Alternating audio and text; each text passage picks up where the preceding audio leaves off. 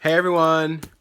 Um, so today my family had the unfortunate task of laying to rest the matriarch of our family, Mildred Smith, at the age of 91, a grandmother, a mother, a supporter to us all, was laid to rest today in Salisbury, Maryland. And our family is very large, and they traveled from all across the country just to be here for today. And you know, I'm not one that death has a huge effect on me, or if it does, it's going to be pretty delayed. It hasn't quite hit me yet, but I kind of had an epiphany today during the service, and my aunt left us a farewell video that we watched today in the service, and it really showed me and taught me a lot and kind of re-grounded me, and I learned some things today I think that I wanted to share with the world.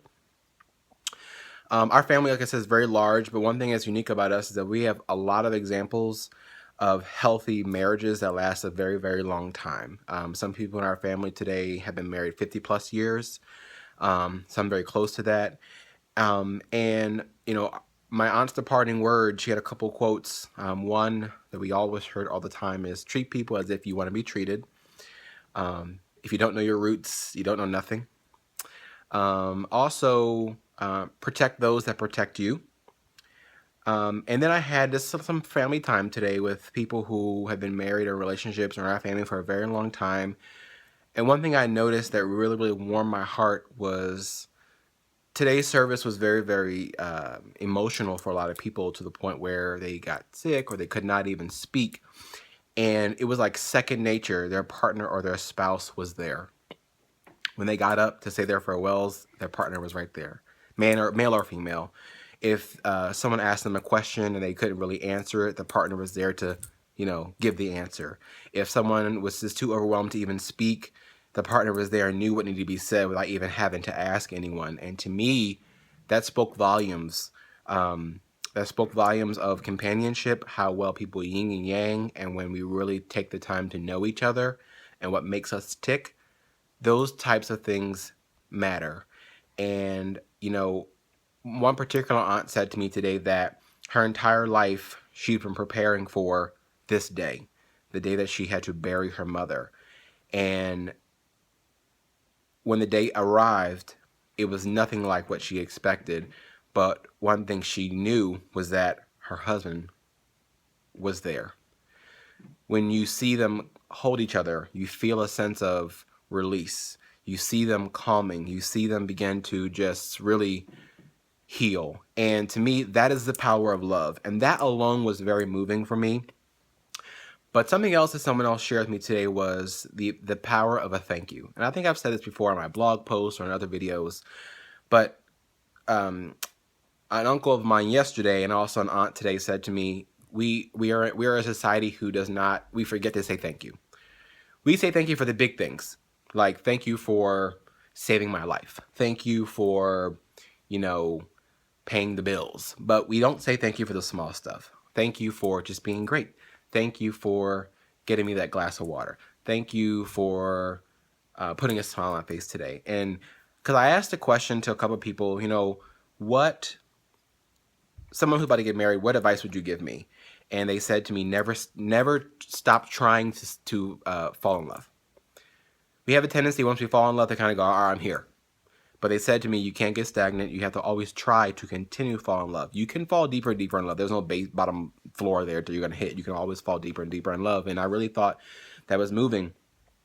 But also to see that my aunt, who's 91 years old, when she left us, to see the amount of people that she touched. People gave examples of how she fed them the food off of her fork to make sure they had food to eat.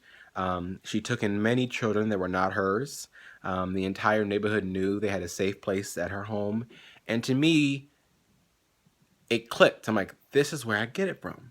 It's ingrained in me. But you know what? I think it's ingrained in all of us. We have to make a conscious choice what we're going to do with that. But the lessons learned today were treat people as they're going to be treated. We all know the difference between right and wrong. The power of a thank you and the power of an I'm sorry. We're humans. We're going to mistake. There were some family members who had to say I'm sorry today. We had one family member that came up on stage and said, I'm sorry I didn't come around more.